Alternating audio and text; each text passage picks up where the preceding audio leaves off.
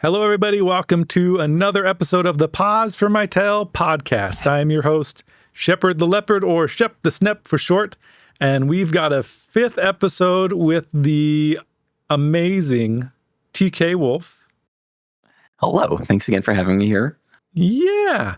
And so the last few episodes, we've kind of really painted this picture of you growing up, joining the furry community, what that was like for you. And how it really made a big impact in your life.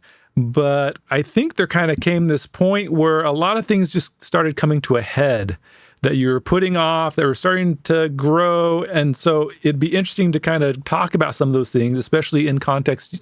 You had just taken like a sabbatical from work. Mm-hmm. You'd just gotten hired with Microsoft and moved to Seattle. Mm-hmm. And so that fresh new start, did that give you an opportunity to kind of start considering like some of these growing issues that you were starting to encounter as you were in the furry fandom? So it did. For some extra context, even though things generally were just up and up for me in life, mm-hmm. There still were some emotional things that were unresolved, that were just lurking under the surface that I didn't really understand or have a grasp on. The biggest one is that there was this very harsh, constant self-criticism. There was a voice in my head, not a literal voice in my head, but my internal monologue generally was saying how awful I did at whatever I did. My internal monologue, I was not kind to myself. And there was a side of me that, I guess, was able to put some of that off, that all of the kindness and support from the furry community was quieting that voice, but it wasn't getting to the core. Like that can only be done by fixing this and fixing this. You had talked the first episode about how, especially growing up, that criticisms were very much a usual thing in your life, that you would receive criticisms from maybe your mom. You would criticize yourself. You made a list about many of your problems. Like, it sounds like this was a theme for you, that even though the fandom kind of gave you a lot of positivity, that just never truly had gone away, and that was causing some issues for you. Yeah. And I mean, it helped a lot. It really did help build confidence and stability in many fronts. But yeah, there was a part that still wouldn't go away. There was, how do I think about this? I guess just from having taken, a break during that sabbatical, pulling away a little bit, being a bit less online, really brought that to the forefront. Because even though I was still very involved in the furry community, being a bit less so suddenly meant that all of this wave of constant positive support lessened, right? Not because people cared less, but because I was less around. I was receiving less of it. And that made things really start to magnify again. And it also surfaced in, a couple of my early relationships, where I hadn't figured out my sexuality. I had wanted to find a girlfriend. I ended up having two boyfriends not at the same time, but over a few years.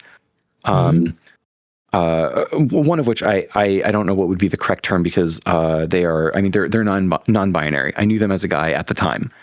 But both of those had issues that were related to my lack of confidence, my inability to commit and go all in, because I didn't know what I was, right? I was saying, like, I like you, but I'm not gay. But so I don't know what this is. I don't know what I do with this. I'm not feeling some of the things I should be feeling. Having been raised bottling a lot in, it also was difficult for me to show love in not in all ways, but in some really important ways. It was really difficult. So there were lots of things that were just kind of holding me back, that it was so nebulous in my mind. I didn't know what it was. And it sort of just came around into this feeling of like, well, I guess I kind of just suck, which isn't fair, but neither was my internal critic. So yeah, when having that sabbatical year, when being in a new environment and having things shaken up a bit, it did start to become more prevalent. The fact that I had anxiety ruling my life in a lot of ways, and I'm sure many people have heard high functioning anxiety. That was me to a T, like undeniably so. And that really hurt one of my relationships, where I was just too in my head to be present. I was too focused on what could go wrong to focus on what was going right. I was difficult to be around because I was needy. Like I needed validation. I needed to not be stressed by things that maybe get changed around and don't go the way I expect them. And of course there were lots of wonderful, great things. But it made it really hard. I do want to just real quick, this public facing TK that was super positive. Dance comps, everybody loved and supported, TK whenever you showed up. It's striking to me how, this public face that you had was very positive. Everything's great. Life is you want to make a positive impact, charity. But then kind of on this other side, the side that people weren't seeing, there was a lot of self-doubt, a lot of self-critique, a lot of lack of, self-confidence. Did that dichotomy between what people expected and what you felt about yourself, did that ever influence you or make you think, or did that cause more self-doubt or imposter syndrome or anything like that? Yeah, I'm glad you brought that up, because that is also a really, really interesting topic that had been a pretty big factor for me. Because you take this fursona that was sort of like my ideal me, this version of me that is, if I do everything right, and that version of me, which is in many ways very, very genuine to me, but still something I'm trying to be. That version of me gets popular and gets noticed. That version of me is able to put its best face forward when it's online because it's curated. And it did absolutely hit a point where I felt like I was starting to be locked behind it in a sense. Like both in the sense that there were some ways in which I was growing up, and in some sense of the ways that TK wasn't allowed to, the TK, the character, TK, what I shared with others online and not, mainly just to myself, maybe a couple really close friends, wasn't allowed to be negative, wasn't allowed to be hurt, wasn't allowed to be sad. And TK, this character that was me, started growing away from me. And I started to feel like I was in a shadow of myself. Like I had created something that I couldn't live up to, that was propped up and artificial.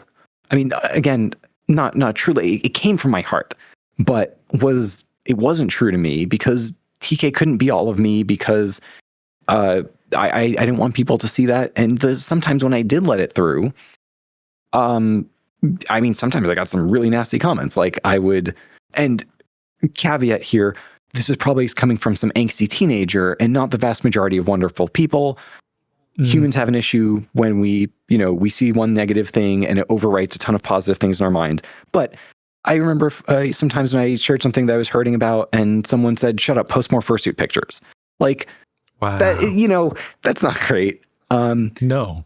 Even though, again, it was also met with a ton of support. But it just sort of feeds into this picture that I was feeling that people wanted to see TK. They had an expectation of TK.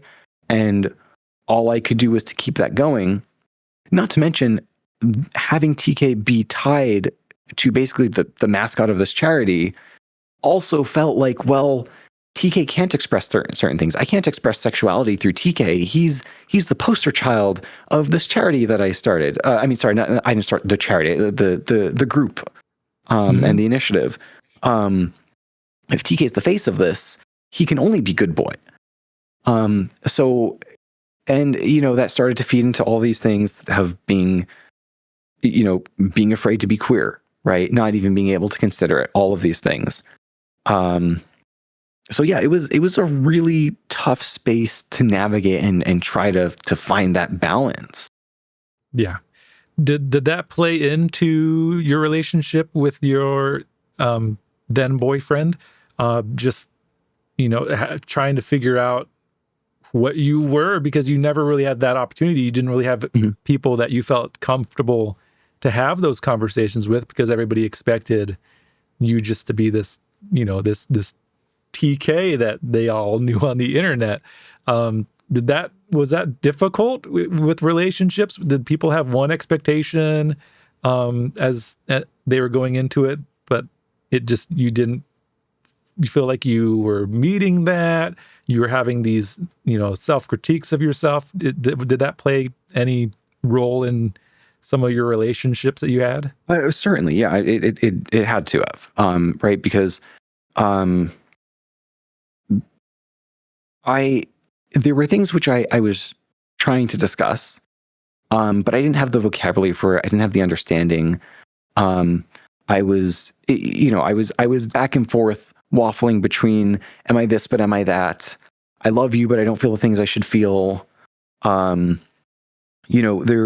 was, not too surprisingly, aspects of sexuality in our relationship, where I wanted to give something that I felt was necessary to give, but I felt like I had to act to do it, in a sense.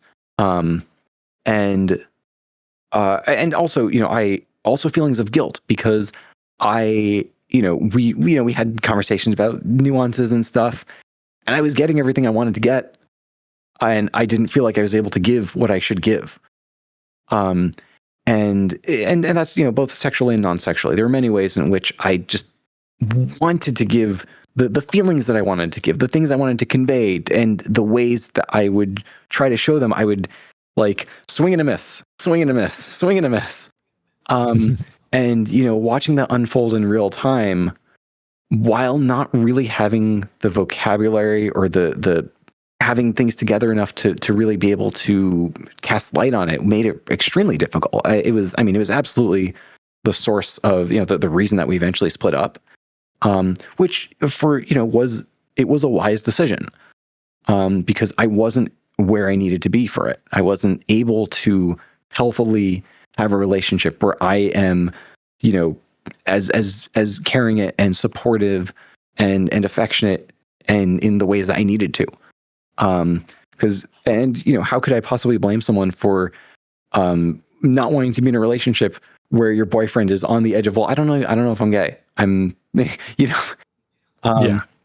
But it did, I did eventually start to put some pieces together, afterwards with that, because, and I guess to put a little light on it, right now I kind of justify myself as queer. I'm kind of gay. I'm kind of ace. I'm kind of gray. I didn't know that. For example, I didn't know that you could be asexual but have hormonal drive. I didn't know that gray existed, which is somewhere kind of in the spectrum of sexual versus not.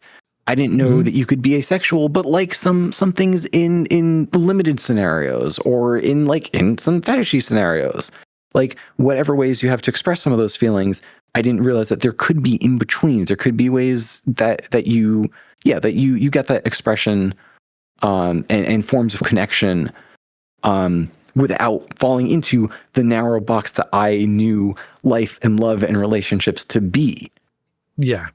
Well, and I think that's important for a lot of us to figure out and to learn from your example in that there really doesn't need to be a quote unquote box that you have to fit yourself into. Do be yourself.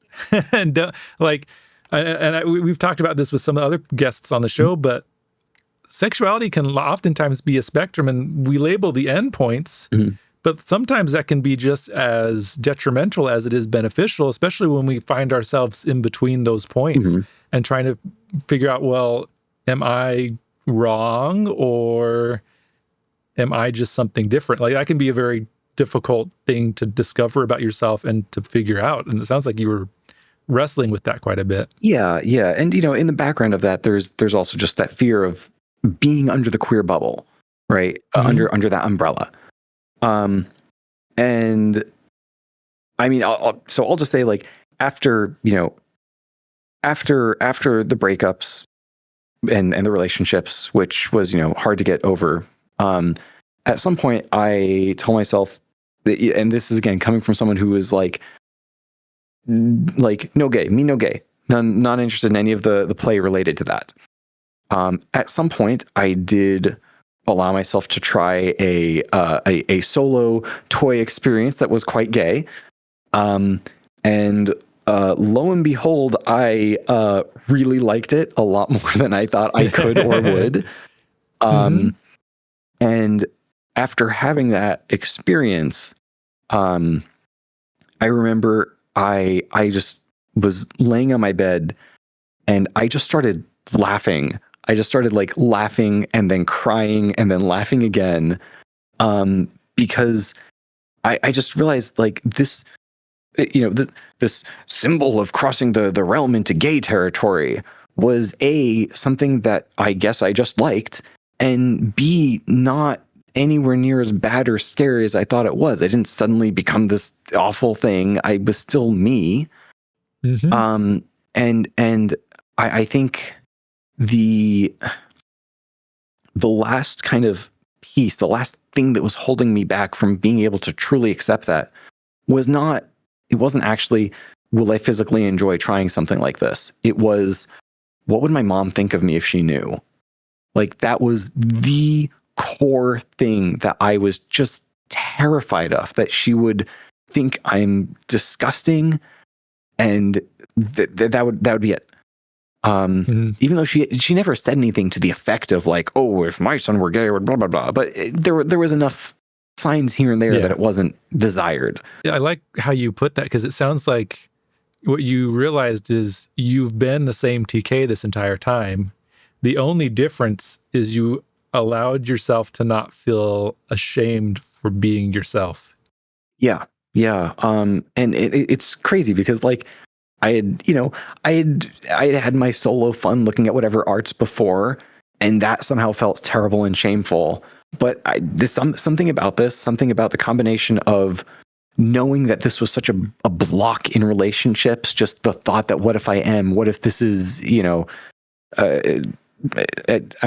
I'm lacking the exact words for it, but the combination of knowing that it was tied to failures in relationship, knowing that it was tied to fears about being accepted by family, and just realizing, like, it is what it is. Like, this is it, and this is fine. And it might sound like, it sounds weird as I'm saying this, because how does that all of a sudden just flip a switch? But it did. And I did eventually work up the courage for two things. One of which was, the next time that I had met my mom in person, because we were on opposite coasts, was I had a talk with her and I said, hey, I think at the time I said bye, because I had some feelings for men, some feelings for women in various ways. But I think I said something to the effect of, like, I'm gay, but I also probably like girls, but at the core, like, I'm not straight. And she accepted it in the ways that mattered. She made it clear that I am her son and she loves me. And she definitely had trouble processing the rest. There were many frustrating conversations of, well, how can you like this but not this? Doesn't matter. The core mattered. The core was there. And that was sort of something that broke the dam, realizing how much I still had bottled in of just being afraid of how could people find ways to hate me? Like, the predominant thought in my mind for so many years was, people will find ways to hate me, and I need to avoid those ways. And something about that experience just, had me finally shed that and say, I don't fucking care anymore. Like, I am who I am. I am what I am. I'm a weirdo. I'm a nerd. I'm, I have this weird middle ground sexuality, queer bubbleness. And you know what? I've also done all these good things. Why should I not be able to have both? Why? There are other people who I admire and respect who are those things. I don't think worse of them in any capacity. If anything, I respect them for being able to be open about the things that could be used against them. Like, why would I continuously inflict judgment and trauma on myself over and over and over again? And it's not because, I logically understand, well, I shouldn't, duh. But I don't know, something about the experience, I guess some sort of, let's call it definitive proof that I'm not just straight, was enough to push me over that edge and just say, okay, yeah, I'm here. Then it gave me the confidence to eventually reach out to my dad, and send him, a long email. The queerness wasn't related to that one, even though I did bring up that part of the reasons that he hurt me was, the things that he said, the homophobic, slurs that he threw at me. So, okay, I guess queerness was related. But, I was able to finally kind of articulate where this was coming from. And I was terrified of how we would respond, because even though we hadn't spoken at all, it's not easy to write an email like that, something which I spend a whole week writing and crying over. And I mean, he wrote me back and he said, "You're my son and I love you." And they had lost 20 years of my life with him. And he just said, "I love you and I'm sorry." And that was a big weight off my chest, And I wish I did it sooner, but we made it. Well, I think that's what matters too, right? Is not so much that it was a time, but that you're there now. Yeah. Yeah. And chances are that time was important for him too, where it sounds like he made a lot of growth. He did. That he had learned a lot from that experience as well. And that allowing that to take place really was meaningful and impactful. Yeah, no, it was. I mean, he went through a few years of hell. And I don't know the details. And that's fine. He doesn't have to share them. But he went through hell. He definitely grew a lot as a person as well.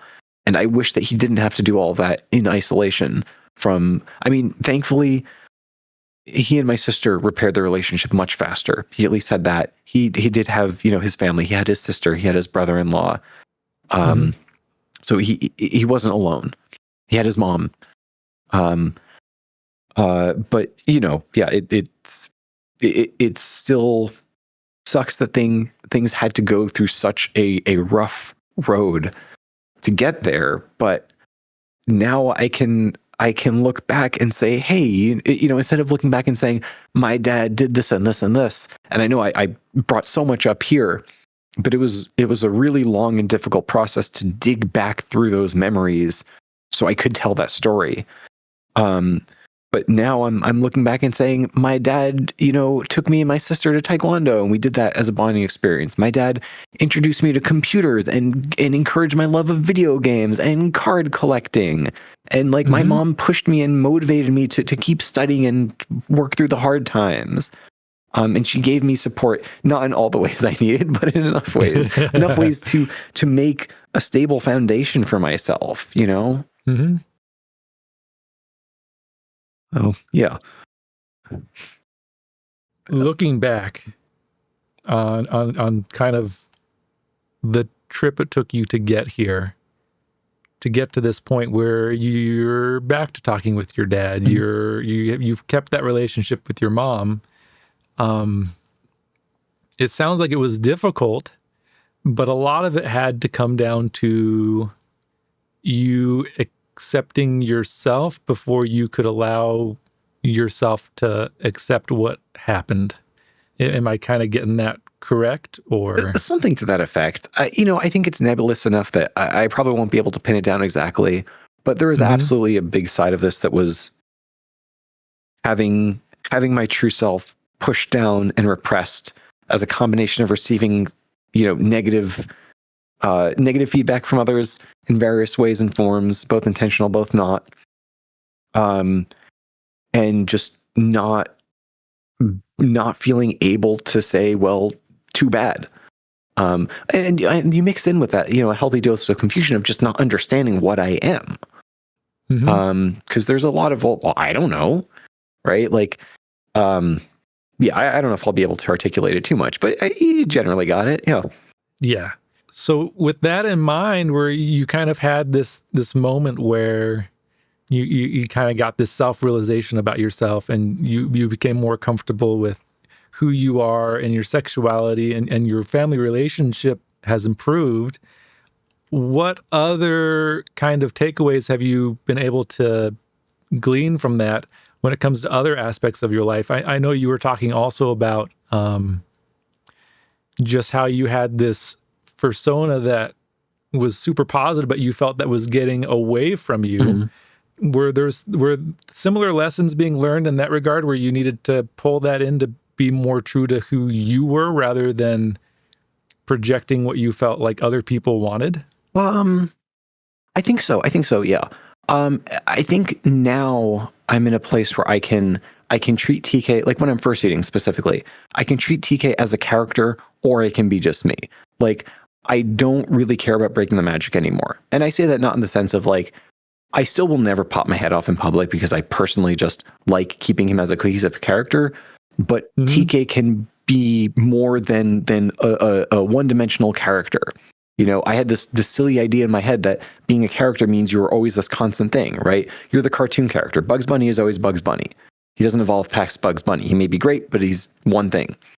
And I've started to really embrace just letting characters take different directions. And also just being more genuine to myself with it. Where rather than, again, saying that TK is always in character mode, it's something that I can slip in or slip out of. If I see a friend now, like if I see a friend at a con or wherever when I'm in fursuit, I will have a conversation with them because I miss them and I want to reconnect with them. And then also at some time, I'll just be the dumb, cute, goofy TK, and I'll give him a hug and I'll do my goofy, woofy stuff. And then we'll go back to chatting. Or, if someone who I don't know wants to interact with TK, the character, I'm happy to. There definitely were times when like it became hard to fursuit for a while because I did start to feel that distance and that feeling of obligation to be what people wanted to see from TK. Because there were some times at cons when like when I just felt that people had that expectation. And it might like when I had TK's blush as a thing. There were some people who like they saw me and they're like, my goal is to get a photo of TK blushing and nothing else will suffice. And they would try to do whatever they could to make me turn on the blush when I'm like, I'm not wanting to do that now, but I don't want to blow you off. But anyway, just things like that. But I mean, on the whole, I don't blame anyone for that. That's the face I put on. But now that I feel more comfortable just showing more sides of myself, whether it's online, whether it's in fursuit, whether it's in person, I think that problem has started to just kind of solve itself. And a lot of those were self-made problems too, right? Like if I put him in the box, I'm the one that put him in a box. There may have been factors that encouraged me in that direction, but it's my job to, it's my ability. I'm able to take him out of the box now. In that same vein of self-reflection and being able to look at yourself and find out what is actually best for you and your mental health, I want to transition to your big charity event, Furs for Life. Has there ever been a time where you had to take a step back and look at your charity efforts in that same light? And what did that look like? Yeah. I mean, there was. So Furs for Life was something which, again, is I'm so floored and to the bottom of my heart, to the most important part of me, touched and honored and grateful that people have been supporting and contributing towards. And there's been a lot of effort over the years to kind of evolve it and change it, right? Like originally it started off as, this is my charity. This is me doing this. And I, over the years put a lot of energy into trying to make it we and us. And both because obviously this wasn't a one-man show. I had so many wonderful friends contributing heavily to make it happen. And trying to communicate that as part of the vision, as part of what the group is. Over years it expanded, and people started coming to me saying, "Hey, how can I get involved? I want to be part of this too." People who weren't local, people who just wanted to do it. And then it's turned into, instead of here's this local group of friends, it turned into, well, here's this team, which became a national team. And then we had some people internationally that were helping. We had people who started showing up as staff to just regularly contribute more and help with things like social media and help with things like putting videos together and putting graphics together. These absolutely wonderful, amazing souls. And if you're watching this, you are, to this day, I'm so grateful to you for being a part of it and putting all that time and energy into help. It grew, and it did start to grow into something that felt like more than what I knew how to organize and more than what I knew how to handle. Because I may be good at putting on a show. I may be good at, conveying the passion and the care behind it. But one wolf can only go so many ways. And between trying to keep people, trying to recruit them onto the team, trying to help give advice, trying to help promote on social media for myself and for others, I was getting increasingly more strained. And it did start to become a bit of a burden, one that I was happy to keep pushing towards, because I mean, it's a great cause. Why not? Why not keep pushing hard for it? If there's something to push hard for, it is something charitable that helps other people. Mm-hmm. But it did get to a point where it started being so draining, where I would, it went from something that was a few weeks of planning to a few months of planning, to a few months of planning while being really stressed because I'm barely keeping up with work and I'm barely keeping up with these other tasks. And it did reach a point where I kind of had this realization of like, between trying to have every show one up the previous show, between trying to spread my resources so thin, I was like, at some point, this can't keep going. Like, I'm going to crash and burn. It was at the point where after a yearly event in November, actually, it's either the last weekend of October, first weekend of November. I would be exhausted. I would need like a month to recover, because I was just tired. I just needed to not do anything. And I did start having I started losing my passion in a sense. I started doing it out of obligation, and obviously I wanted to do it, mm-hmm. but the fuel to keep burning the candle on both ends started becoming more out of obligation, and it started to feel bad. I mean, obviously it's rewarding, but mm-hmm. It was too much, and I kind of had to acknowledge, like, all right, like, where do we go from here? And what I came to is that it's time. There were two options. There was one, say, hey, you know what? First for Life was an amazing run, and we're going to cap it off and just finish it with a bang. And I was seriously considering that, but the other option was passing the torch on, finding someone else to take that on. And fortunately that did happen. Kavuli took on the leadership position of First for Life. And he conveyed to me that he wanted to keep that going. He didn't want it to just end. Along with the other folks who were on staff who were contributing. So it was a difficult thing to do because this is my baby. This is my baby. But it was also part of learning to let it go. And not let it go in the sense of saying, all right, peace, but like let it have its wings, let other people drive it in the direction that they're going to drive it.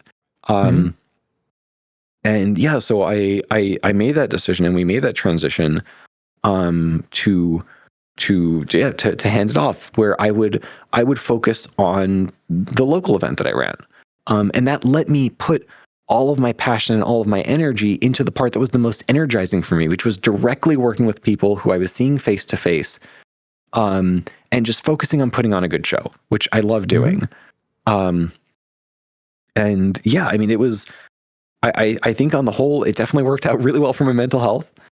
There definitely have been struggles because not having all of that push behind social media, and especially stepping away from Twitter, and the algorithm revising itself to disincentivize anything that links anywhere else. It has been tough to keep up the same level of excitement and awareness from other people. But I'm also going to keep doing what I do.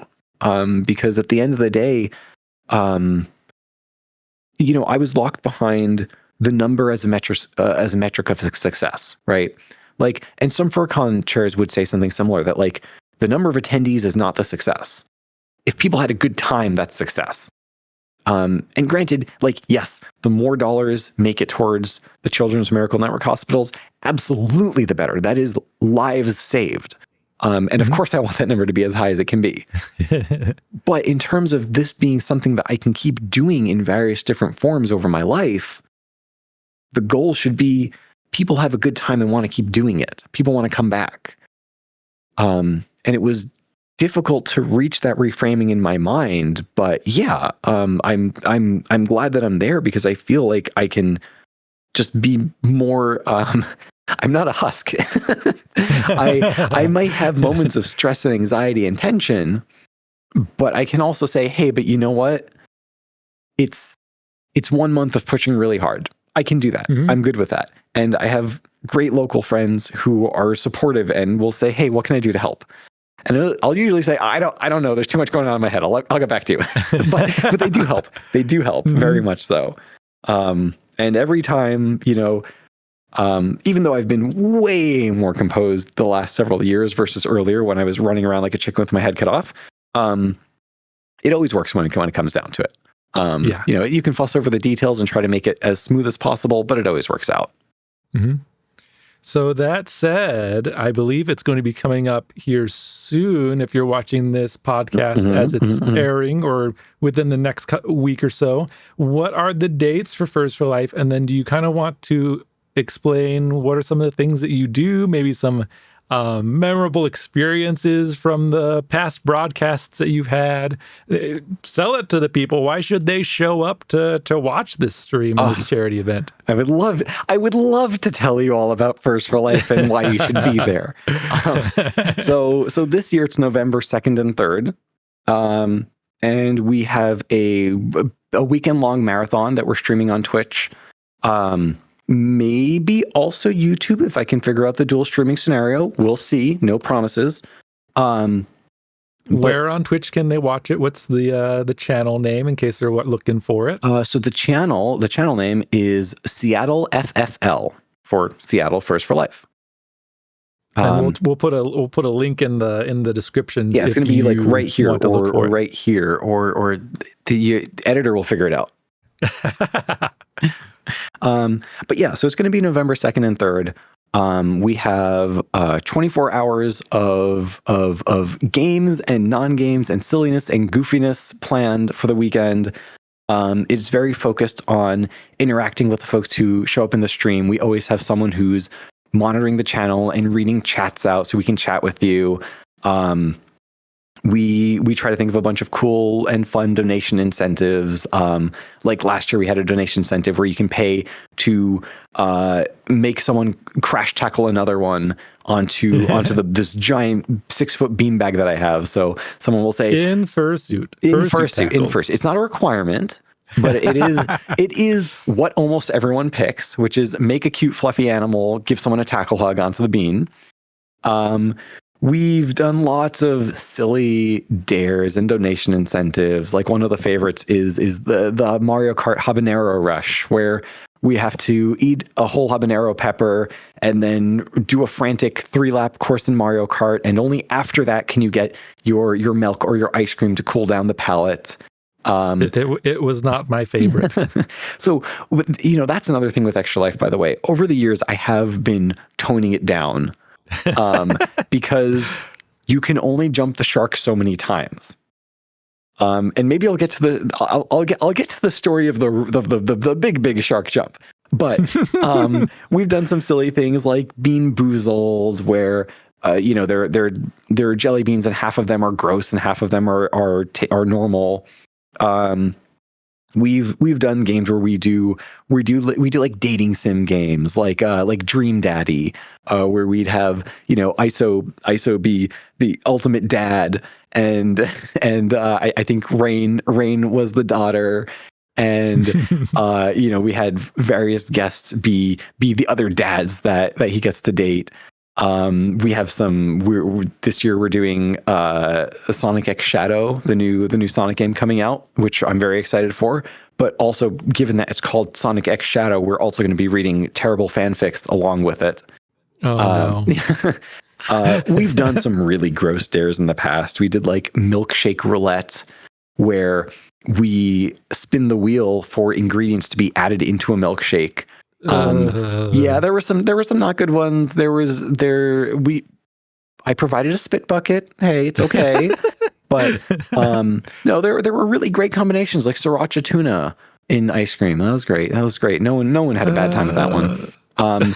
We got to a point of doing like when habanero pepper wasn't exciting enough, I said, all right, well, there's these Pocky One chips.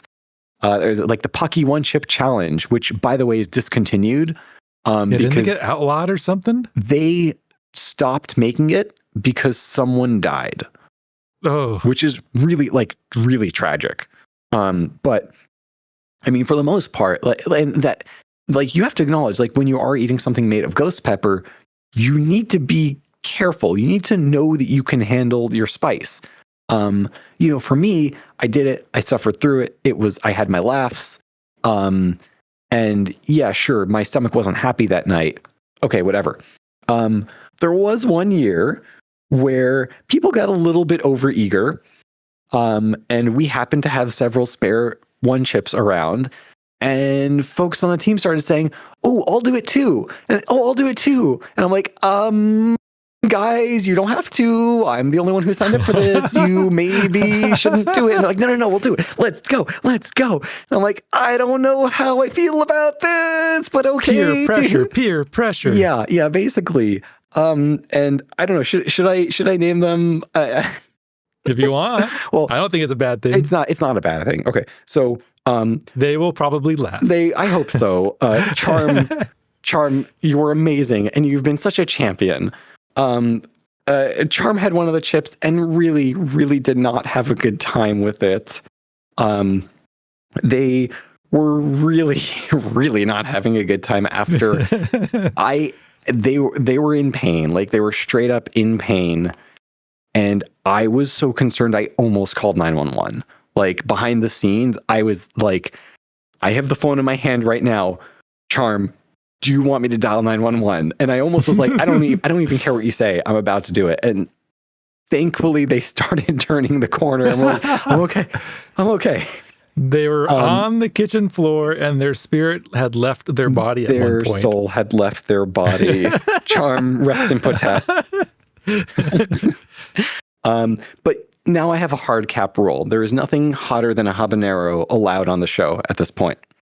And also, just along the same veins, while no one had any horrible reaction to any of the gross stuff, We've been there. We've done that. We can't keep one-upping it. We'll do some stuff that are a little ew, but it's more on the fun side. Like we're doing food crimes that are good, question mark, where there are some things that people swear by that they say, no, I promise it's actually good. We're doing Gator wine, which is a combination of Gatorade and the cheapest wine you can get, which some people will swear by and say it's actually good. I think they're full of it, but I don't know. Some people have things like peanut butter and American cheese sandwich, which sounds pretty gross, and we'll find out. But, we're not going into gag territory anymore. We're not going to make anyone yak. So yeah, it's a mix. It's a mix of that, and we're also working in some game show elements. Last year we did Dirty Laundry, which was taken pretty much right from Dropout TV, but it's a talk show type segment where we have, I believe, Waffle this year is going to be bartending, making delicious drinks, helping folks lighten up a little bit. And the players have previously revealed secrets about, or they've previously given me secrets about themselves, along with a few of myself sprinkled in, a few of the bartenders sprinkled in, and host reads a secret, and players have to converse, try to figure out who it might be. If you're the secret holder, try to throw people off of your tail. People will guess, points are awarding accordingly.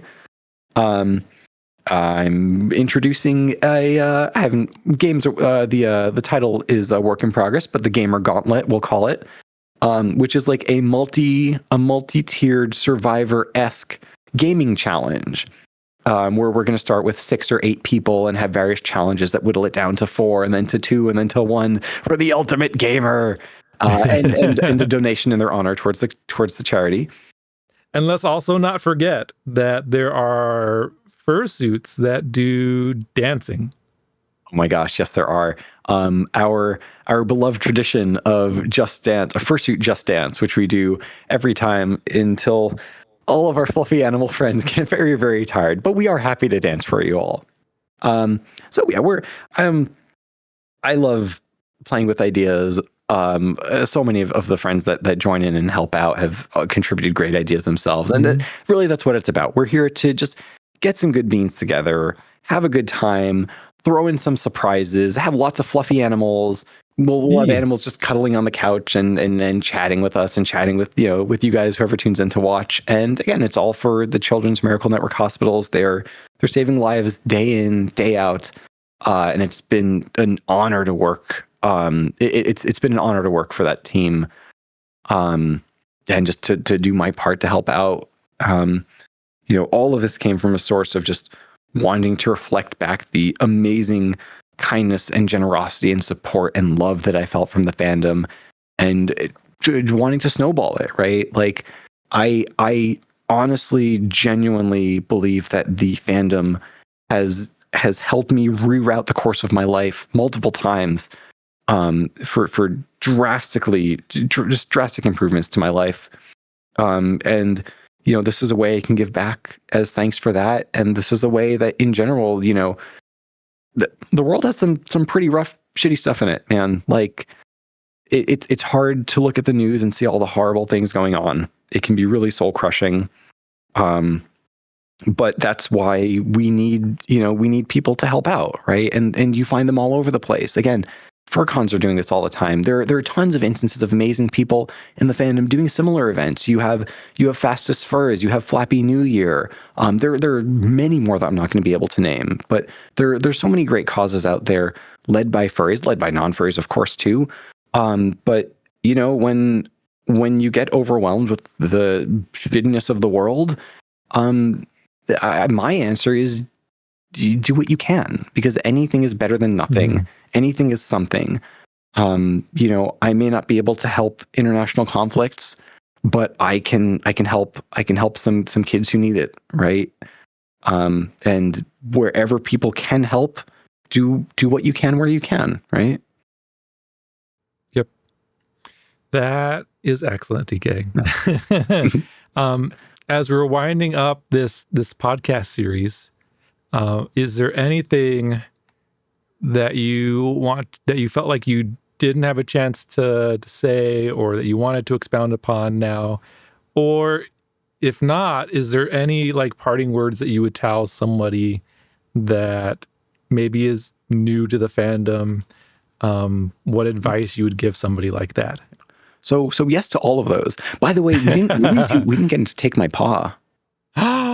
We Yeah. have to end with Take My Paw. I don't know if we have to end with it, but we do have to do it. So there may be some art of me that you're familiar with.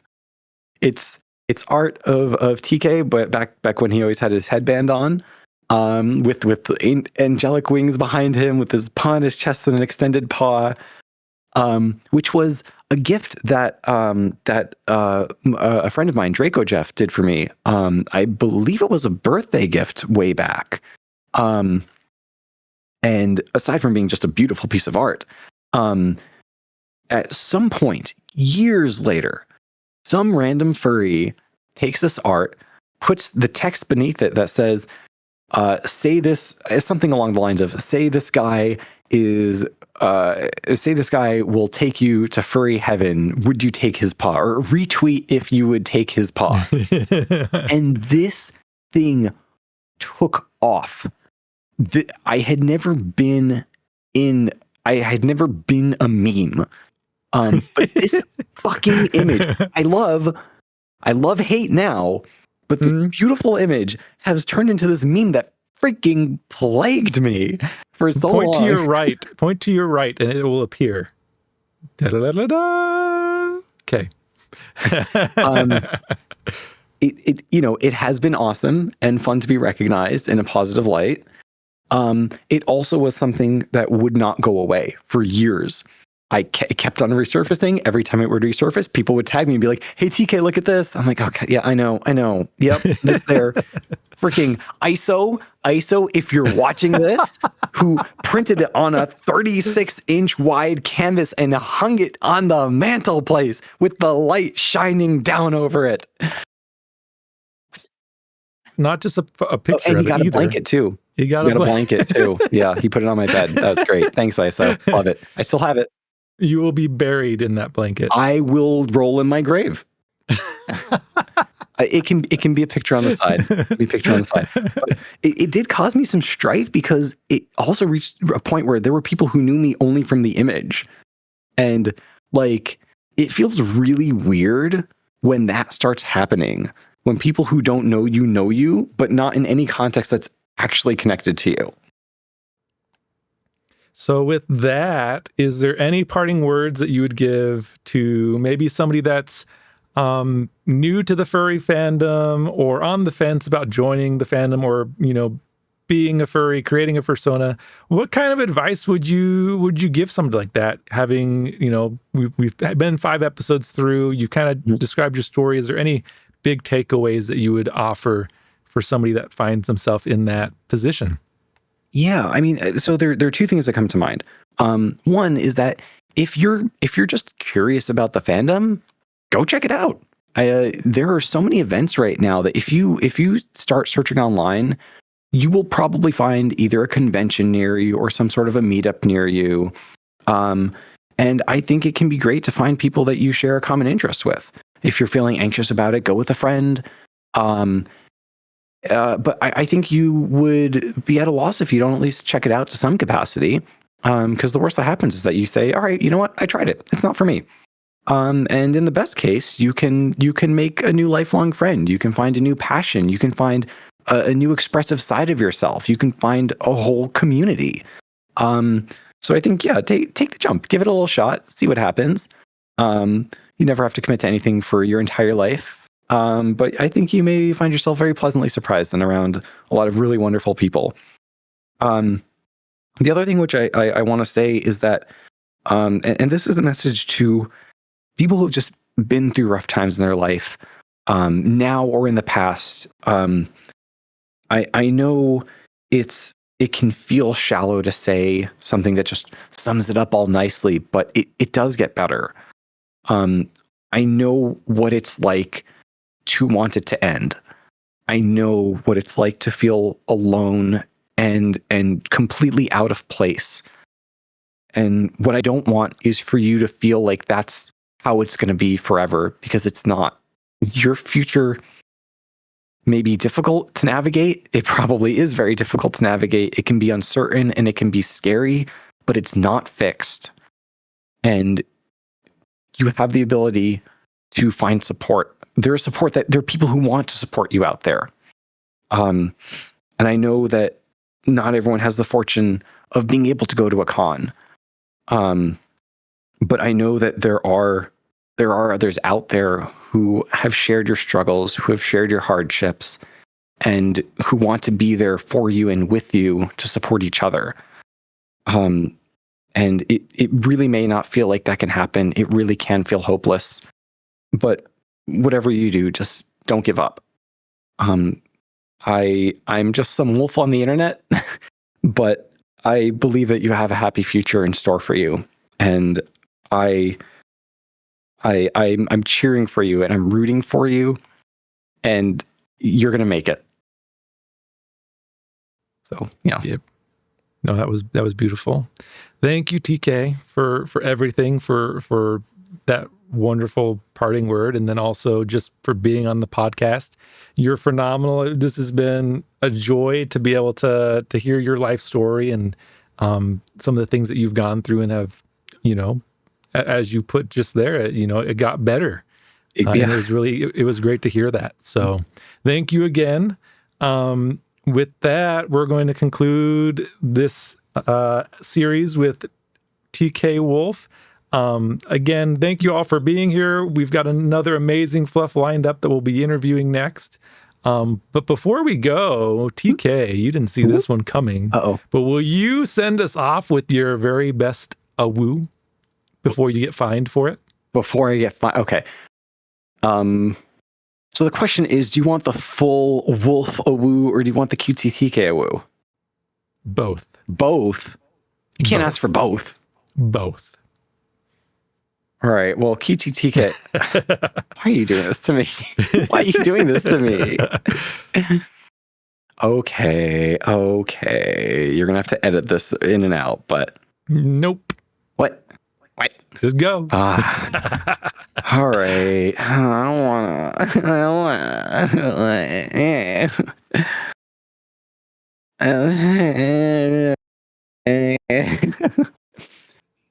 Oh, okay. I'm just a little silly wolf. Oh, these are right.